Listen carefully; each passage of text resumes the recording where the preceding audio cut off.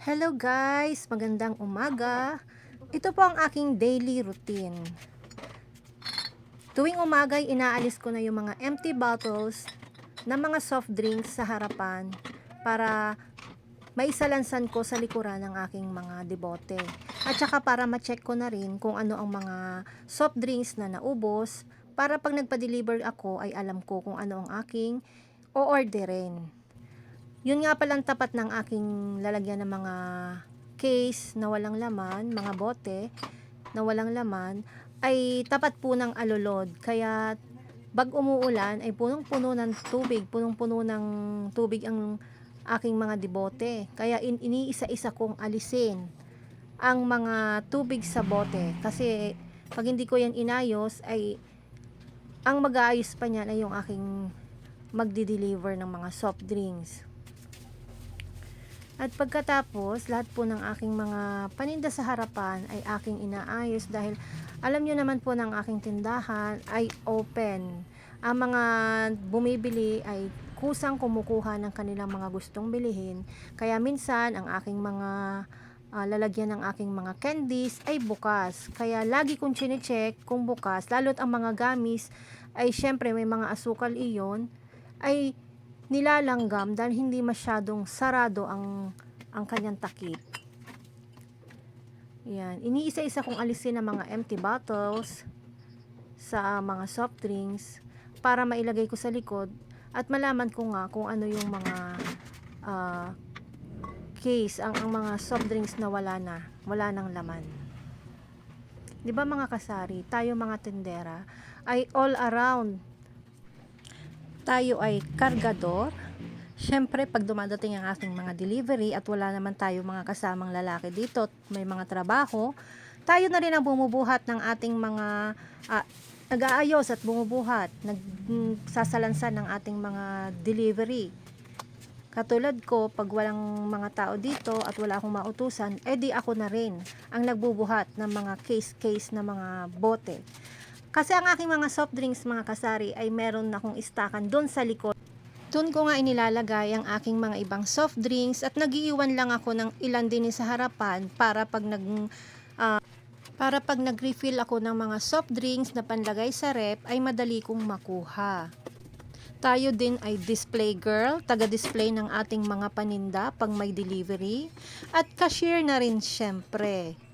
At checker na rin, taga-check ng ating mga panindang sold out na.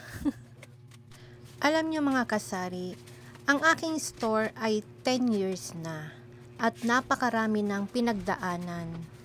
Merong na-bankrupt na ako at muling bumangon. Na-bankrupt ako dahil masyado akong naengganyo sa pagkuha-kuha sa mga 5-6 at mga lending. At iyon naman po ay talagang hindi maganda para sa isang may sari-sari store. Sa naging experience ko, talagang hindi ako umunlad, ako'y lalong lumubog. Dahil dyan ko din naman po lahat kinukuha ang aking mga panghulog.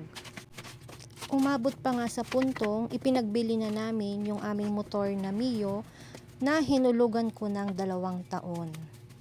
At ang pinagbilhan noon ay ibinayad ko sa aking mga hulugan sa lahat ng aking mga utang.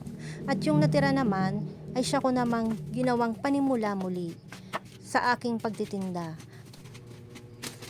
Basta ang lahat ng aking benta ay ipinamili ko ng paninda. Kahit pa hindi kumpleto at hindi pa karamihan ng aking tinda, ay pinagtiyagaan ko.